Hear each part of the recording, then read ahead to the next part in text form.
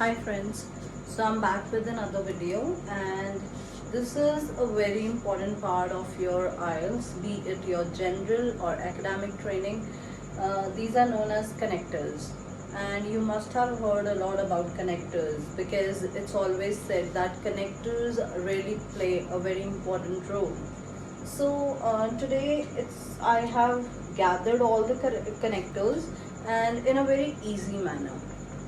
I have divided all the connectors, and it will be easy for you to always understand how to use these.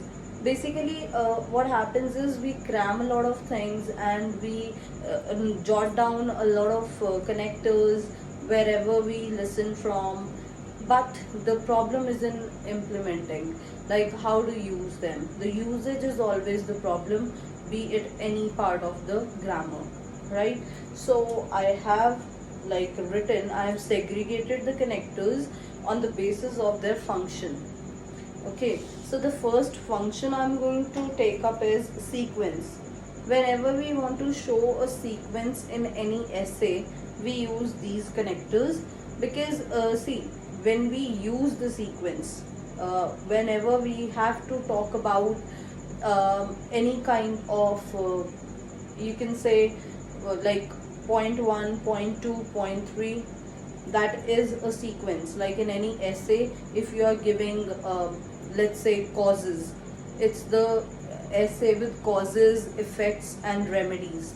So while talking about the causes, we talk about different causes, so there we can use the sequential form.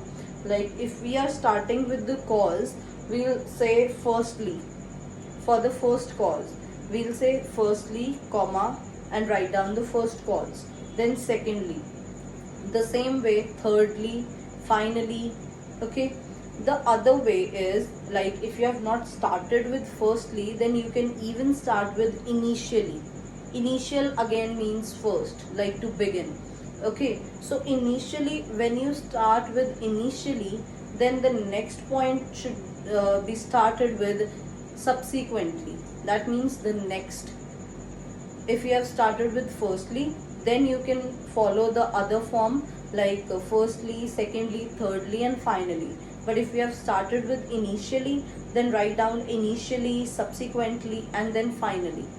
Okay, so this is how you will use the sequential connectors. Next I have is to add information, which is very important. Like it's not only important for your writing task but also for your speaking. There are many connectors which could be used in your speaking as well. Like in speaking we call them linkers, because there are many words, like many of the students, they are habitual of speaking and like after every sentence they speak and. Okay, and that is just because of lack of connectors, that we are not using connectors in it. So there is a repetition of and. Okay, so I have a lot of connectors here. To add information means whenever you are talking about something, there you say like for the next thing in the same category, I would say there is to add information. Okay, so the first one is moreover. It is very commonly used. Moreover is to add information. Like you have written one idea and you want to write another idea but of the same category. Like you're not changing the whole track. That the basically I would say the idea is same, just you have to add some information. Okay, there we use like moreover, or we use in addition, or we can even say additionally. Okay, now for additionally I would quote here is like when you have written one paragraph, let's say you agree with the whole thing, you totally agree, completely agree with the given statement.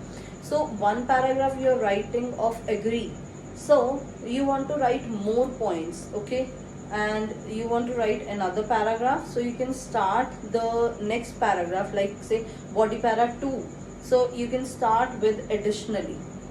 Okay, so this is how we use these connectors. Then we have furthermore, again to add information. We have also. Also can be used as like a connector to add some information. Okay, after this we have to show cause and effect. See, we write a lot of things which have some cause and which have some effects. Okay, like one sentence we are writing of cause and the next would be definitely of the effect, of the result, of the consequence. So what connectors we can use there is therefore, okay, consequently, thus, then hence, as a consequence, as a result. Then we have because and since.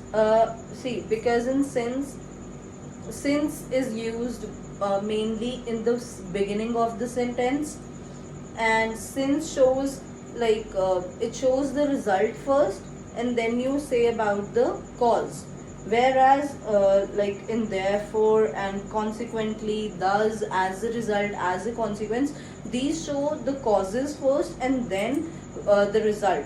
Okay, like while you want to write the result, there we use like therefore, consequently, thus, all these. Okay, so there is a difference of the usage of all these connectors and the usage of because and since.